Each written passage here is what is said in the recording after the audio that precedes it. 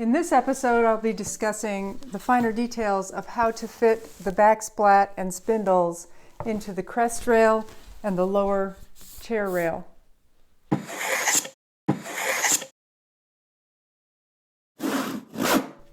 As I mark the tenons on the center backsplat, I do need to make sure that I have about the same amount of the center to either side of the hole of the mortises here. Otherwise, if I had just put it on there normally, it could be off-centered and I would have gaps on either side of this. So I have to be careful with that to make sure I take about the same amount off of each side, and that will also put the center line right in the middle of the chair rail.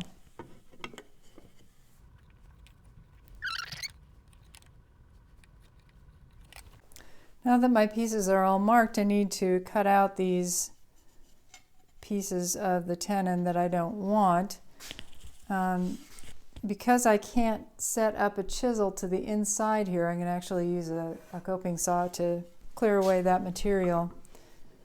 And I don't want to get this in here into my vise too hard because it'll mar my surface, but just enough to hold it.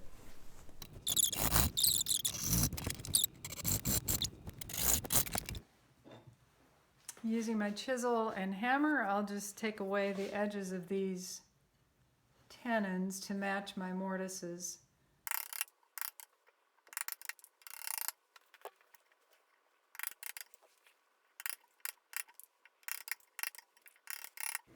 And then I'll round off the edges to match my rounded corners of the mortises.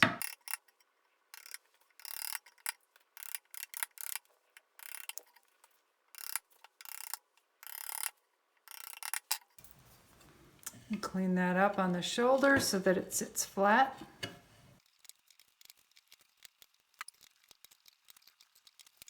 And before fitting the tenons into the mortises, I need to cut them off. They're a little bit long.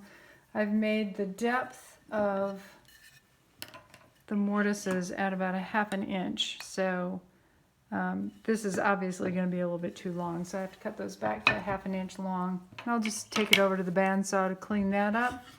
I need to do it on the back side so that I can keep the surface flat. I'll just mark about where I want it to come off to, 1/2 inch.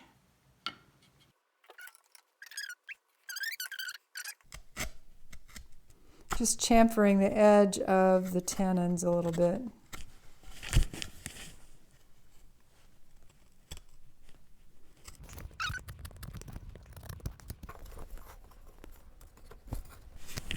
Okay, this right one is just a little bit thick. And here you can see how it fits together pretty nicely. This is just loosely right now. It's set in so that when I put it in with the crest rail on the top, it'll hold it all nicely in place and tight. I'll repeat that process on each of the spindles to take away the sides of my tenons.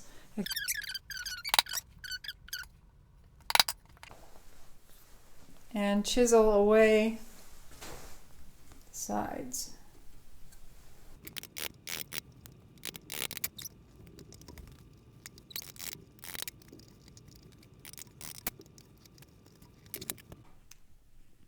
Once I was confident that my lengths were correct for the backsplat and the spindles, I measured out the length and marked on each of the back sides where I should cut those off so that they'll fit into the backs correctly. I'll now take it over to the bandsaw and cut those off to length.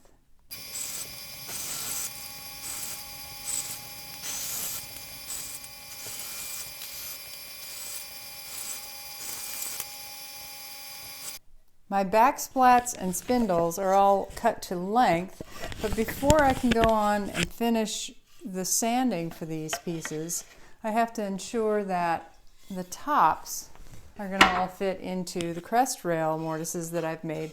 I did make the spindles a little bit bigger so that they won't fit in, so that I can shape them down. They're pretty close to what I have as the mortise, but not quite.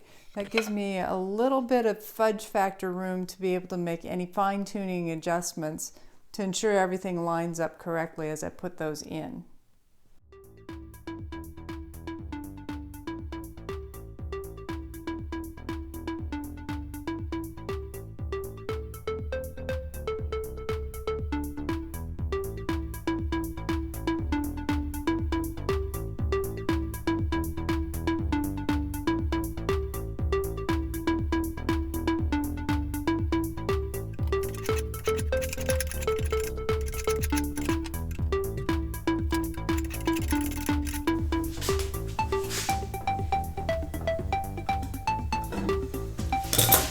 Where I want it. I'll just sand that off a bit.